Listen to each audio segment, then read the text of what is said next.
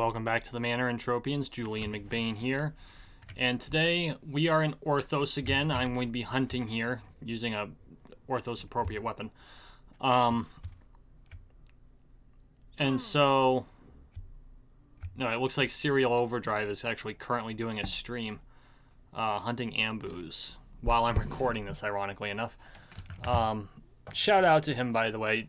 Thanks a lot, Serial, for the huge shout out you gave me the other day on one of your videos. It's really appreciated. That kind of support really helps. So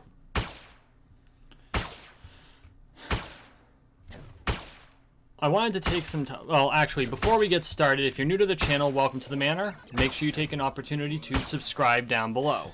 We are on the road to 13 million subscribers, one subscription at a time. So make sure you subscribe. I mean, I'm too far away. I'm standing on top of the guy. Thank you. So last Saturday in my vlog, I got onto the topic of video games as dreams and what we have developed here as a community. On this platform. And I believe that the phenomenon of MMORPGs as a whole, the social phenomenon, is something that we still have not really come to grips with. And the reason I'm doing this on a regular EU video and really trying to break this down as opposed to doing it in a series of vlogs is because I feel like it's important that we as Entropians really understand what we're contending with here in this world we have that Mindarch's created for us. Because of all MMO platforms, Entropia Universe has the most real consequences because it involves real money.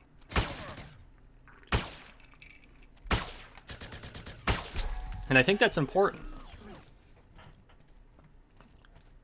Because if you think about it,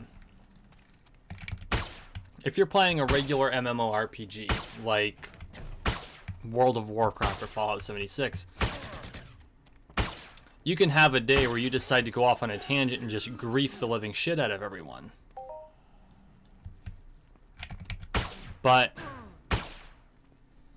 that doesn't have any real consequence other than maybe one or two players not thinking you're a very nice person. Or maybe they're players that have griefed you in the past and it's, do justice. But here, if you're going to grief someone, you have to spend money to do it. I mean, each shot of your rifle actually has some sort of weight to it, even if that weight is very minuscule. And the bigger the rifle, the more likely you are to get the kill, and the more money you're spending per shot. And so that consequence means that if you're willing to put money into doing something like, say, griefing, PvP, whether it's regular PvP where you're just shooting at each other in mutual combat, or if you're deliberately griefing someone, there's actually a part of your personality that is built around that desire, and you're allowing it expression. Now, admittedly, in a video game platform, allowing that that internal need or desire to express itself in a manner that is both in a reasonably controlled environment and with minimal permanent consequence other than the lost money from your shots, and if you're pirating, the money you're stealing from the other player. I can hear that. I got a fly in my room and I can hear it. Hang on. Okay. Can't hear it now. It's just buzzing around. It's annoying. So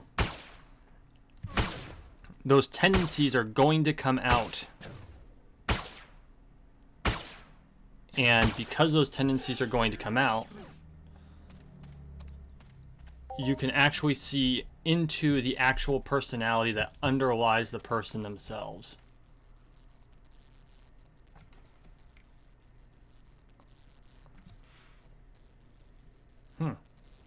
Just realized it's interference from my headset. I might have to replace it soon, which is a damn shame. So anyway, if you have the you know, let's say you're someone who enjoys PvP, and so you put money into the game and you go off to the the other oil field and you do PvP, or you even stick around this oil field and wait for other players so that you can do a little bit of harmless griefing. And largely speaking, the griefing here is largely harmless. Only on rare occasions does it do any actual harm to grief someone in Orthos, because quite frankly, they're not losing anything except the decay on their armor. And okay, yeah, that decay on their armor is a real consequence, but it's minuscule, relatively speaking.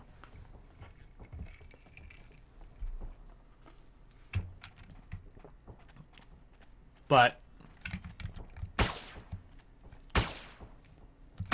you know, they can also react in kind, and with the exception of the decay and the ammo that you use, the overall consequence is minimal, and you can express that part of yourself. And it's always better if you're going to express it against someone who's actually going to fight back rather than just be a target, or is willing to fight back, even if you manage to one-shot them. So like, as a sports fighter, I get into the ring, and the expectation is that we are going to have mutual combat. And we go into it understanding certain things could happen. You know, because this is real life, people can get hurt. We're slinging swords at each other, and we're not talking about the floppy swords of it. I'm not disparaging foils, but we're not talking foils like they use in the Olympics. We're talking actual heavy rapiers, which are the same stoutness and width of the actual weapons used in combat back in the Renaissance, but not sharpened, and often with a rounded tip rather than a point. And that's done very deliberately so that we don't hurt our friends, you know, because we want to have drinks with our friends after we're done fighting them. And so, hang on, I gotta chip in.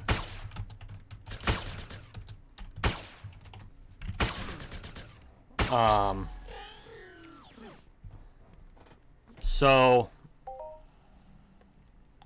you know, we accept the consequences of getting into the ring, and there are octagons inside of Entropia where you can do that sort of,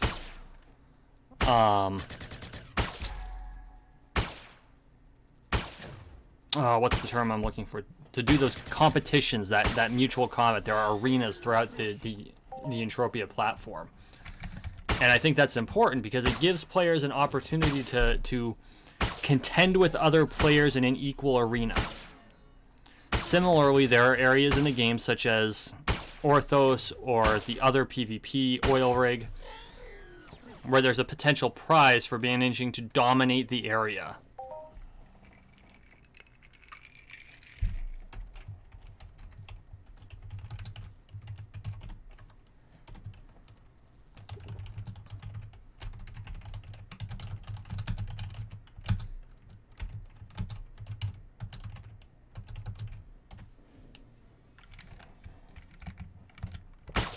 Sorry, I don't mean to get distracted, but it's not very often society is this chat is this lively. It's really kind of nice to have. But anyway, so that's what like the generalized PvP gives you the opportunity to do. And you can PvP here, and a lot of lower level players might do so, just to kind of experiment with PvP. And occasionally you'll get an Uber out here who's testing a weapon or something, and they'll, you know, kill players once and then generally be done with it unless you go back for revenge, in which case they'll kill you again, which is a totally understandable thing to do because, you know, that's what they do. But you know, if you're contending for a prize, the free oil coming out of the oil rig is a very, you know, easily concepted prize because you have to dominate the area so that the other players can't get the oil. And so you PvP in the PvP zone for the prize of the oil, but you don't steal their loot. Alternatively, there are other areas, such as this contaminated zone, and PvP 4, which I think is located down here in this area. I've never been there. I haven't discovered it yet. It's something I actually should do just so we know where it is, or I know where it is.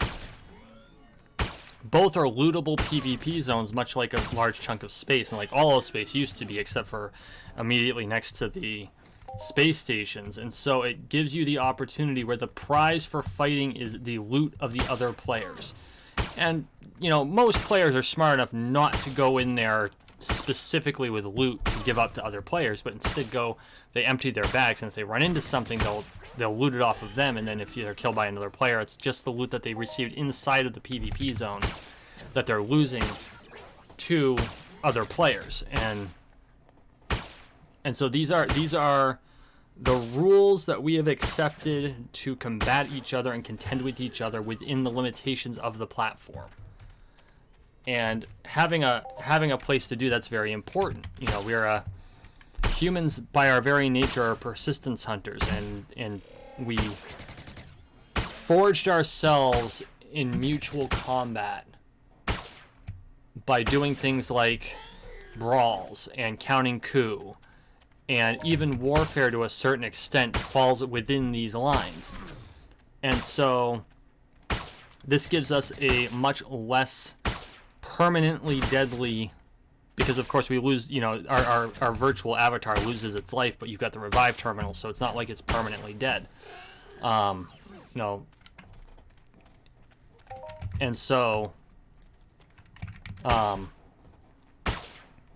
it allows us to contend with each other in a way that speaks to that much more primitive need, but at the same time does not overstep social boundaries. And we can contend with each other in a way that we elect to contend with each other. Whether it's in an arena or just in a regular PvP zone for a prize, kind of like capture the flag, or if we go all out and decide we're going to contend with each other with the specific notion of trying to steal from each other, much as we did when we raided each other as tribes.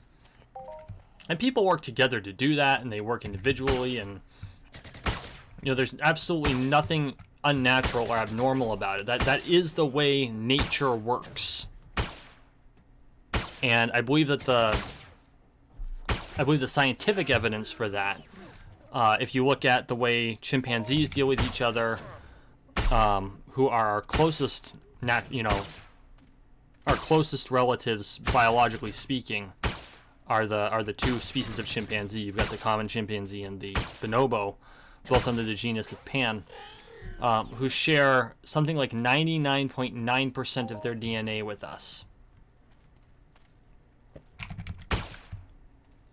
They share so much with us they could conceptually be reorganized under our own genus, Homo, and be declared a type of human being. That is how close we are related to them, despite the fact that we diverged from chimpanzees something like 3.5 million years ago.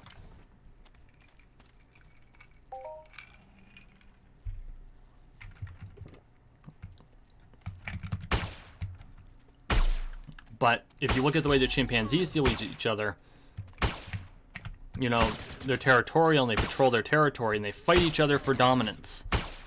And while in those contentions, in those struggles between each other, most of the time, because they need each other to survive, if it's an intra-tribe conflict, they may allow the other chimpanzee to live with minimal injury, because they might need that other chimp to help defend the territory later. But if they find a chimp from another tribe, that chimp is just ripped to shreds. And in fact, this has actually happened to humans from time to time, who stray into a particularly aggressive tribe's, or I think they're called troops, a particularly aggressive troop's territory alone. Because a chimpanzee can easily rip apart a human. They're very muscular, despite the fact that they're only like, not even 50% of our height. They're extremely muscular, they're intelligent, and they have the same instincts we do for warfare. And so this is very important information for us to process, because if we look at the way the chimps contend with each other, we can see the way what we like to call our reptile brain or dinosaur brain. We can see the way our reptile brain actually works in the real world, because we all come from a common ancestor. And yeah, it's 3.5 million years ago, but you know, on a grand scale of things, evolutionarily, 3.5 million years is not a huge length of time. I mean, it's long enough to where there's 2 or 3 species deviations in between. But largely speaking, we're still very similar. And we still have similar responses.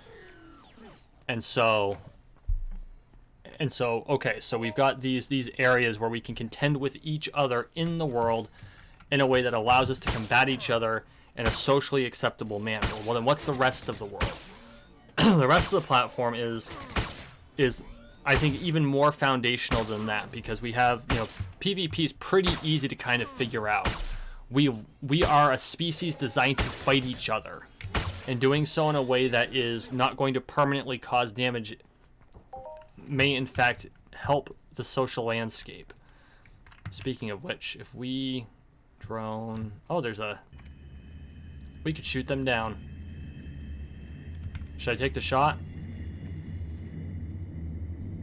It's tempting. I'm too nice.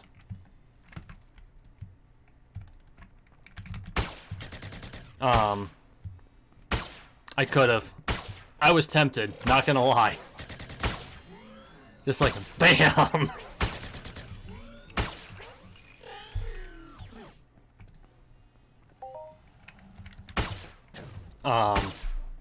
Lost my train of thought there. Oh, so what does that mean for the rest of the Entropia platform? Because it's all PvE. And that actually speaks to something even more basic than the PvP zones. Because what do we do every day but contend with our environment? Like, on a fundamental level, that's what we do. And so what this does, it allows us to contend with a new environment in novel ways that we may not be able to contend with our real environment. And so that is, it allows us to, that's the hero's journey. You know, you go out and you go to an area that you have never been to before and contend with the struggles that that area presents to you. And so we are able to develop ourselves by meeting the challenges that this world presents before us. And that might mean that, you know, we run into a mob that we can't actually fight because the mob is too high a level.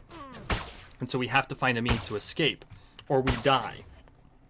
Now, thankfully, this is a virtual platform, and therefore death isn't permanent. But at the same time, we accept that that is a consequence of not being able to successfully contend with the challenges of the area. And so, okay, we've got the platform and we contend with the various challenges, and to do so we do something that we do in real life, and that is we develop the skills individually, slowly over time. And that builds a couple of very real world skills that we need in order to contend with the real world. And I don't think that was necessarily planned on Mindark's part.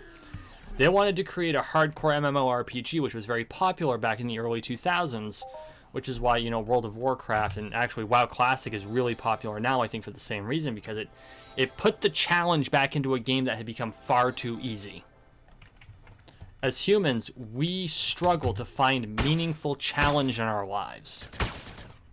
And we're able to derive meaning out of the fictional works of other people, which is the storyline behind games. But the benefit of a game like Entropia, or a platform like Entropia, is that we have to define the challenge ourselves. They only give us a framework to work within.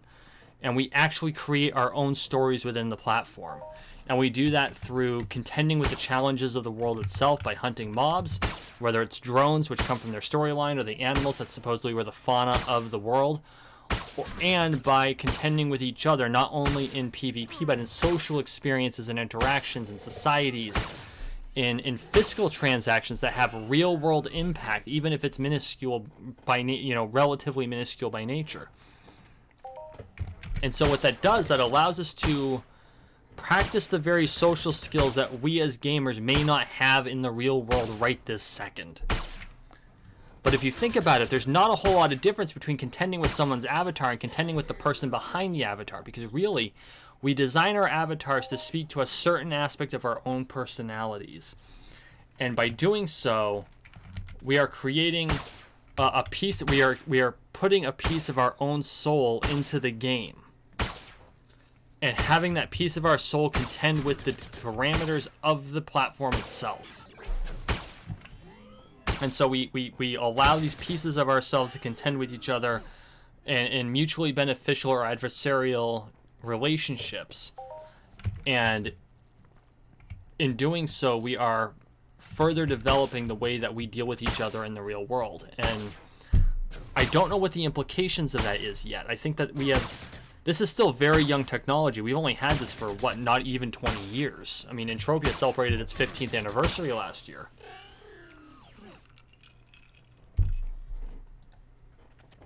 So we don't even have a real grasp of what we are actually dealing with.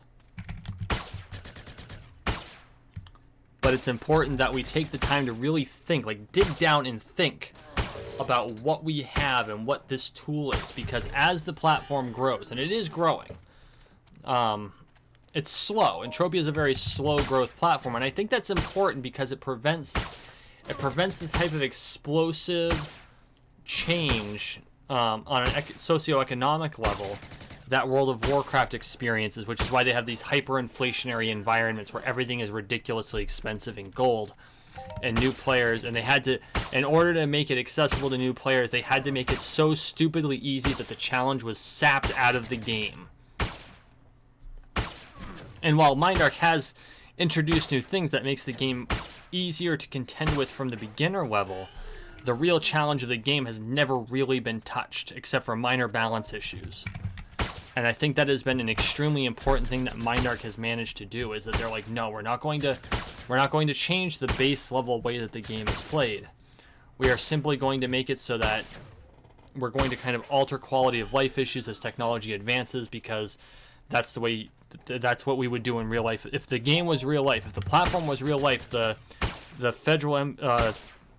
Imperial Federation, the Federal Empire would implement those technologies just as if Mindark were the companies that were developing the technology to put into it. And so I think that's a very judicious way to deal with things.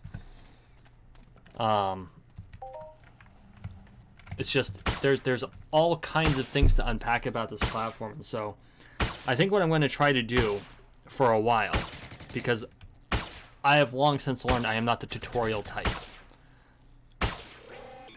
I think that for a little while I'm going to talk about some of the more philosophical and underlying psychological issues involved with those of us who choose to invest some of our lives onto this platform.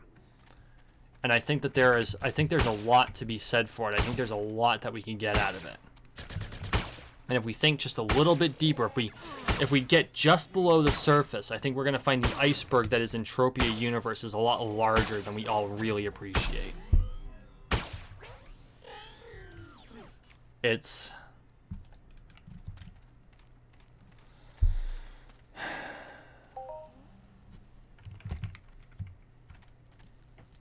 I think it has grown and evolved naturally beyond the bounds of what anyone could have possibly predicted. And I think that of MMOs in general, but Entropia Universe especially, because they deliberately designed it with real-world consequences in mind.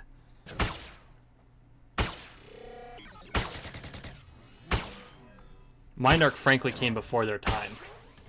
Like, almost a full 2 decades before their time. Games like this are more appreciated today than they ever were back when this first came out.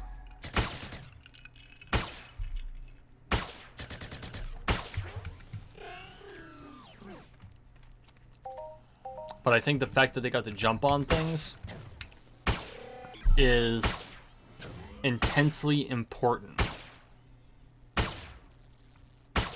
And I do think that there's something to be said for that.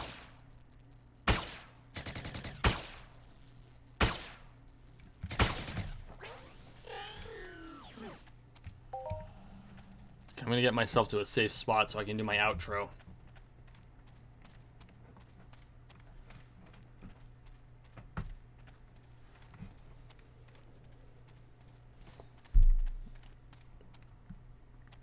Let me know what you think. Do you think that Entropia Universe might be a stepping stone or a gateway to a broader understanding of ourselves through a virtual platform. Because that's what I think it is.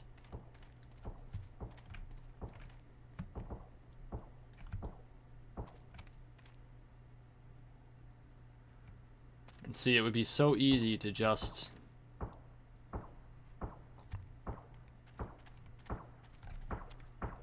pull the trigger. I don't even know what kind of armor that is. Oh, it's IFN.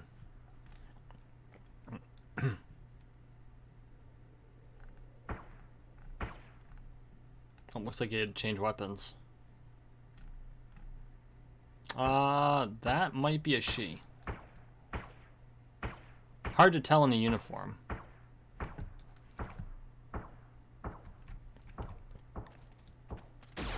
Whoops. Did not mean to do that. That was some wasted ammo. Okay, guys. Thank you for watching. Thank you for listening. Please like, share, and subscribe down below. We are on the road to 13 million subscribers. One subscription at a time. So make sure you subscribe. I really appreciate if you're at this point that you decided to join me. I think that this is a meaningful journey, and I think that there is a lot more of this journey to come. And so I look forward to seeing what we can actually see as we continue to move forward. I appreciate all the support, and we will see you next time.